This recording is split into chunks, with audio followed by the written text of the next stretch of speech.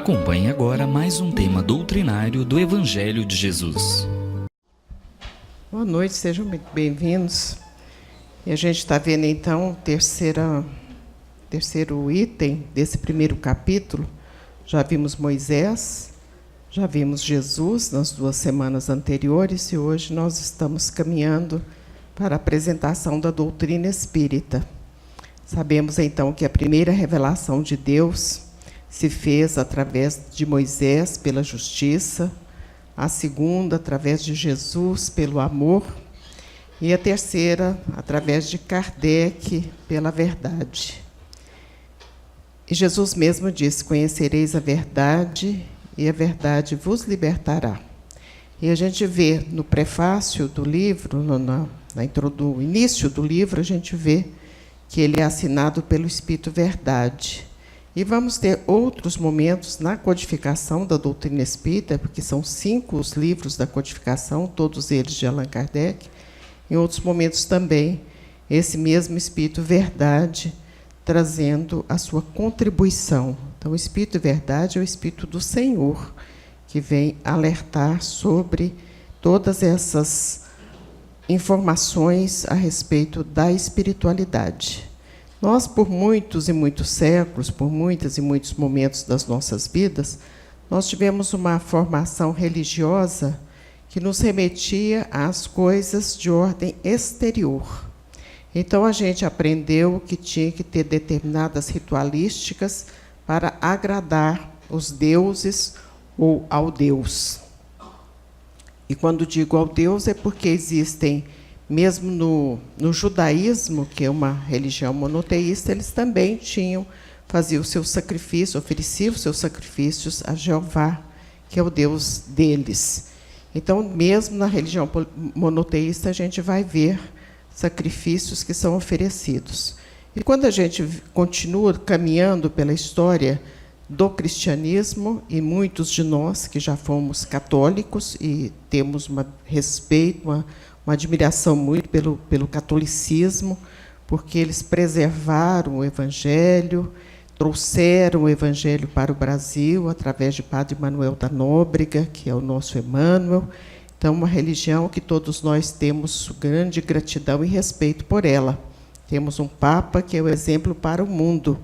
Mas nós, quando católicos, nós aprendemos que havia necessidade de ter uma determinada postura ritualística, e que são muito bonitas os rituais da Igreja Católica. Nós aprendemos que era daquela maneira que se fazia.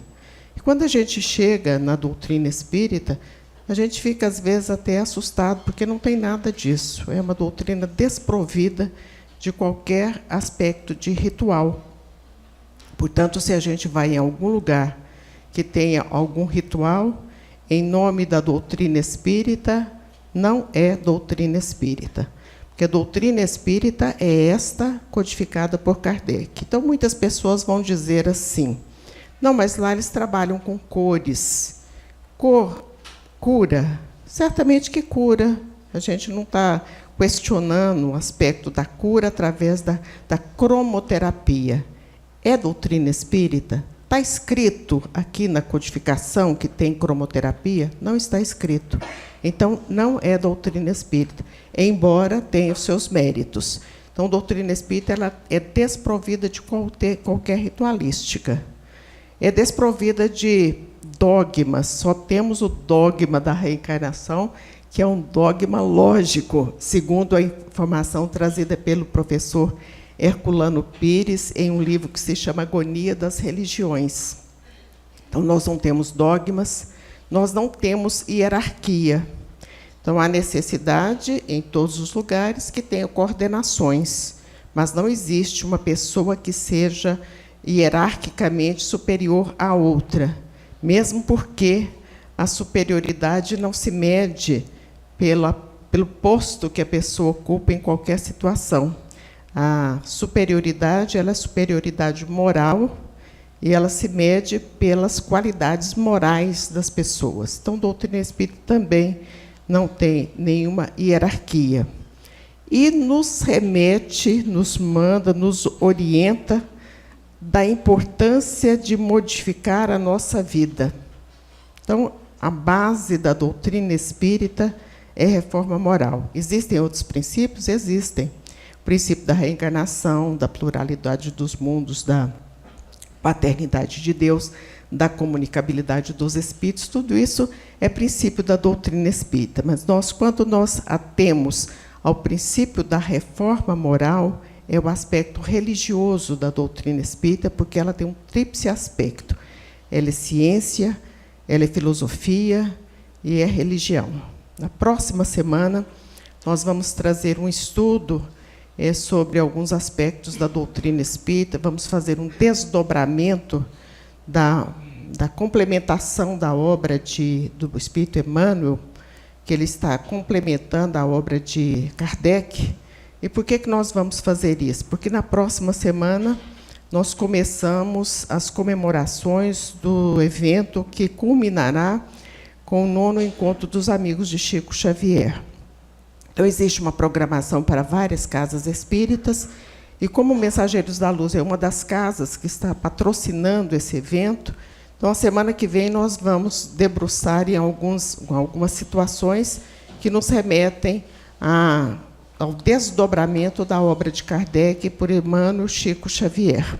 E aí a gente vai ver, então, esse tríplice aspecto, que é ciência, é filosofia e é religião. E quando nós falamos em religião, nós estamos falando em evangelho. E evangelho, a proposta do evangelho é só modificar a nossa vida. Jesus foi muito fácil a colocação dele, porque foi uma frase muito curta, que ele deu todo o norteamento. Amar a Deus sobre todas as coisas e ao próximo como a nós mesmos. Fácil, né? Só uma coisa pouca de resolver. A gente não dá conta de amar a Deus, nós não nos amamos, porque às vezes nós nos atormentamos tanto. E se a gente não dá conta de amar a Deus, de nos amarmos, como é que a gente vai conseguir amar ao próximo, que às vezes é uma pessoa que nos tira a paciência, aquele famoso nó cego que a gente acha, né? Então, às vezes, a gente não consegue fazer absolutamente nada nesses aspectos. Mas, quando a gente adentra pelo conhecimento da doutrina espírita, pelo estudo da doutrina espírita, porque não tem como ser espírita se não for estudioso de doutrina espírita. Doutrina espírita ela começa com livros, passa pelas revistas, e ainda existiram, naquela época, outros autores que também trouxeram uma contribuição muito especial para a obra de Kardec, como Camille Flammarion, como Leon Denis, como Akasakov, e outros que também trabalharam nesse primeiro momento da comunicação dos espíritos na Europa, quando surgiu a doutrina espírita. Porque a mediunidade, a comunicação dos espíritos, não é novidade na Terra, e todos nós sabemos. É só a gente olhar a Bíblia, o Velho Testamento, o Novo Testamento, a gente vai ver que não tem novidade nenhuma. Kardec fez tão somente normatizar, por isso que a gente fala que ele é o codificador. Quando a gente pega um código, a gente fala assim, olha, vou pegar um código civil. Então, lá no Código Civil vai falar para a gente o que a gente pode fazer nos relacionamentos civis. Ou eu vou pegar a consolidação trabalhista. Então, a gente vai ver ali nesse código, consolidação trabalhista, o que a gente pode fazer, empregado, empregador, o que a gente pode fazer. Então, quando a gente pega o codificador da doutrina espírita, ele está dando código, ele está nos orientando como é que deve ser o nosso caminhar com relação à mediunidade. E ele cria palavras. A palavra mediunidade é uma palavra criada por Allan Kardec. Ele dá conceitos também. Ele faz uma diferença, por exemplo, entre alma e espírito. Então, ele vai nos mostrando, nos orientando. E, quando a gente tem essa base de doutrina espírita, fica mais fácil a gente trabalhar a mediunidade. E mediunidade, segundo a informação trazida pela codificação, todos nós a temos. Então, é aquela pessoa que sonha e, daí a pouquinho, a coisa acontece. É aquele outro que o telefone toca, ele sabe quem é que tocou o telefone. É aquele outro que lembra do fulano, encontra com o fulano na rua. Ou agora tem um zap, né, que o fulano manda um zap para ele. É aquela pessoa que tem inspiração, tem uma intuição. Então, tudo isso é aspecto de mediunidade. E outras mais, né, muito mais potentes, mediunidades com muito mais vigor. Existem outras tantas, a psicografia, a psicofonia, a mediunidade de cura e muitas outras, né? E a gente tem dificuldade de trabalhar com essas influências que nós recebemos. E os espíritos, a codificação, o livro dos espíritos, vai nos dizer assim, Kardec pergunta para os espíritos: os espíritos influenciam na nossa vida? E eles responderam: influenciam muito mais do que imaginais. Olha só, influenciam muito mais do que imaginais. Com frequência, são eles que vos dirigem, os espíritos.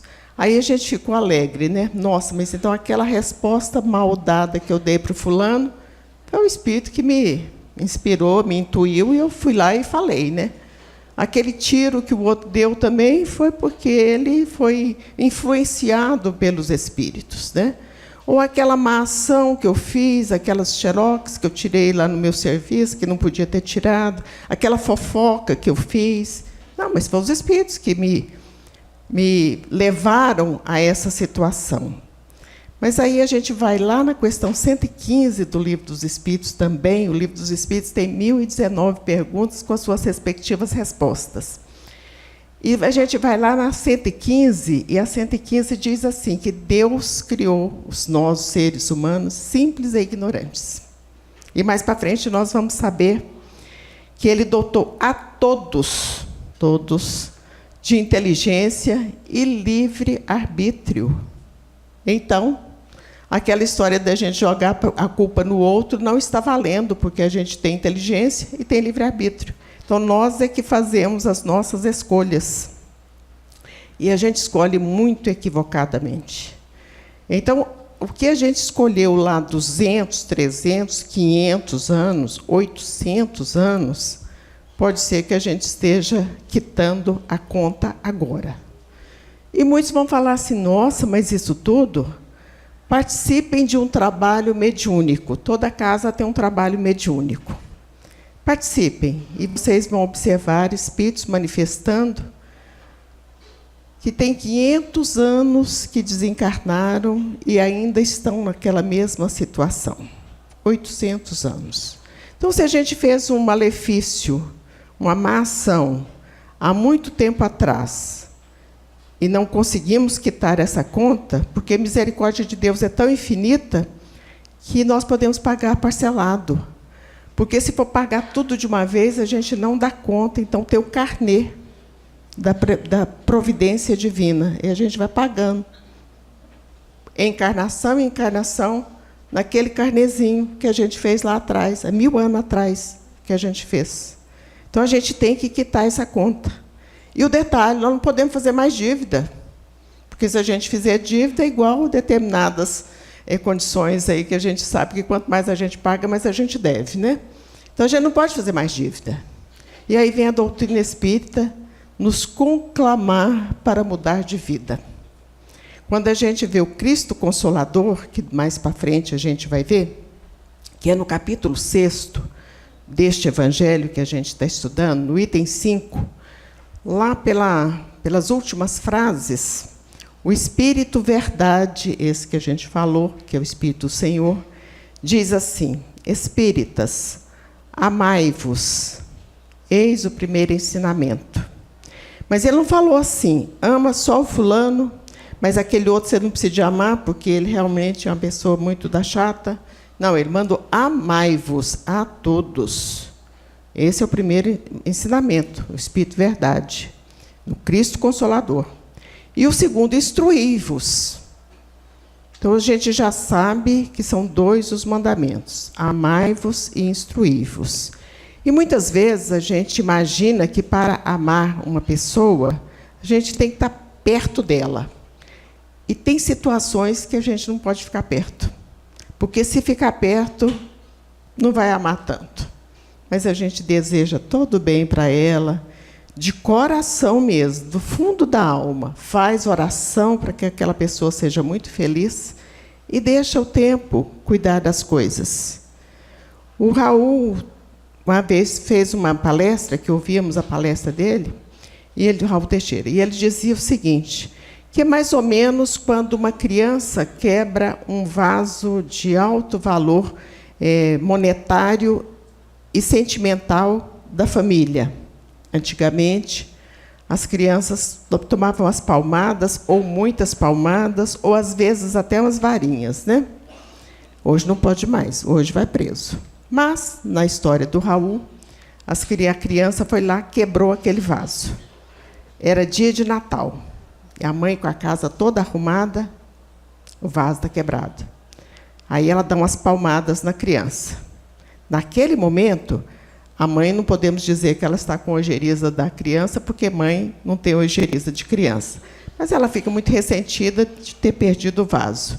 E a criança, muito magoada, porque apanhou no dia de Natal. Qualquer dia, mas era dia de Natal.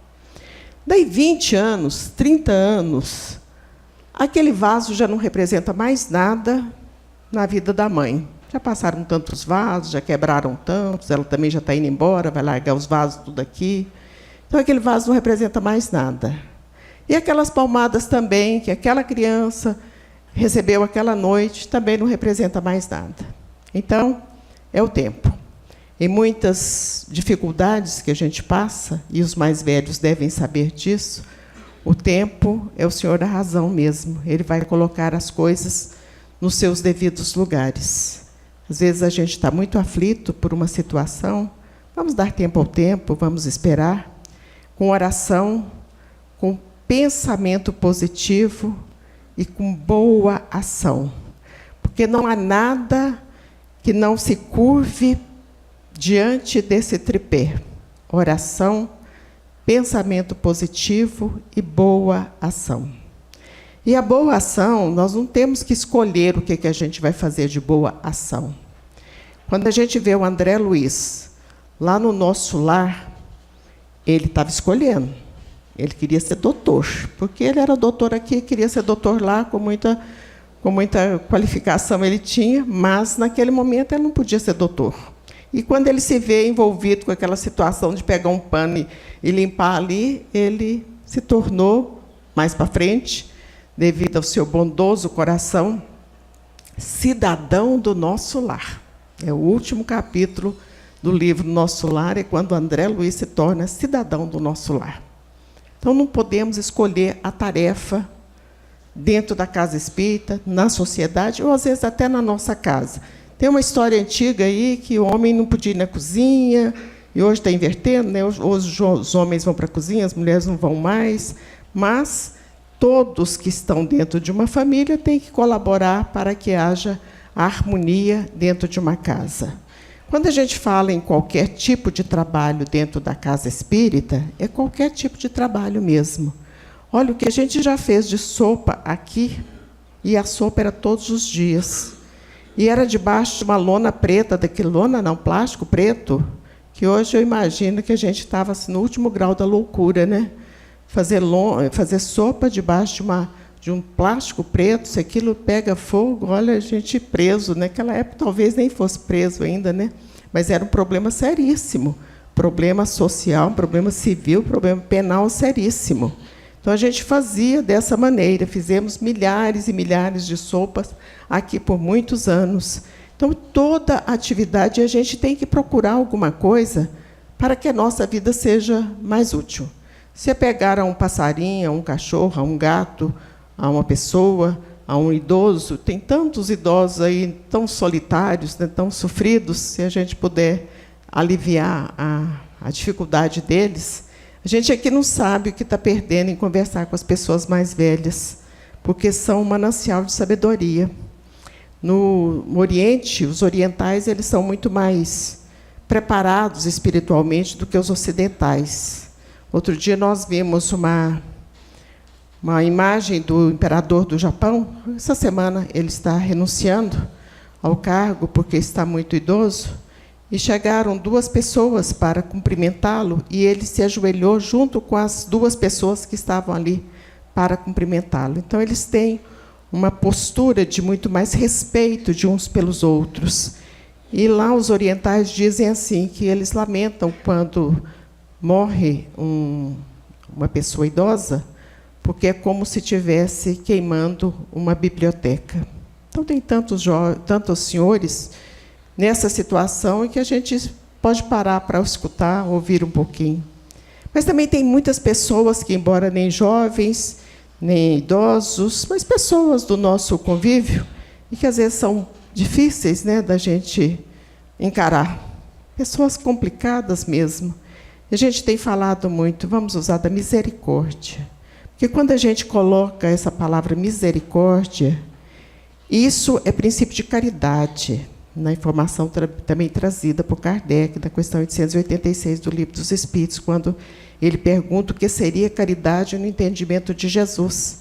E os Espíritos respondem: é benevolência para com todos, indulgência para com as imperfeições alheias e o perdão das ofensas. Então, quando a gente encara uma pessoa que a gente... é difícil, né? A gente está usando de misericórdia, está usando de caridade para com essa pessoa. E se a gente tiver uma serenidade maior, a gente vai contagiando outras pessoas com a nossa serenidade. Com a nossa paz de espírito, nós vamos contagiando outras pessoas. O mundo está conflitado mesmo. E se os espíritos influenciam nas nossas vidas, nós imaginamos que tipo de espírito que está influenciando as pessoas, porque a grande maioria das pessoas está em conflito. Só ligar a televisão que a gente vê bombas saindo para todo lado, e facada, e assalto, e outras coisas mais.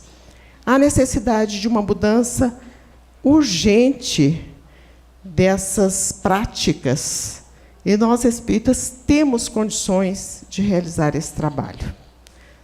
A paz do mundo, tem o cancioneiro popular, que diz: a paz do mundo começa em mim. Então, nós podemos ser elementos de paz, para levar paz para a nossa casa, para a nossa família, para envolver a muitos nesse sentimento de paz, para tentarmos, dentro das nossas condições, criar um ambiente mais favorável para a paz. É aquela história do beija-flor, que estava pegando fogo na floresta, e ele começou a pegar a água do rio e jogar uma gotinha ali para apagar o fogo da floresta. Aí veio um gavião grande, né? E diz: mas você é bobo mesmo, né? Você acha que você vai dar conta de apagar o fogo da floresta? Ele falou assim: não, conta eu não dou, mas estou fazendo a minha parte, né? Então, a gente não dá conta de resolver o problema do mundo. Mas se todos pensarem que não vai dar conta de resolver o problema do mundo, vai resolver mesmo. Mas se cada um pensar igual o beija-flor, que a gente está fazendo a nossa parte, nós podemos começar agora a fazer um novo fim, um fim melhor para a humanidade. Que Jesus nos abençoe e muita paz.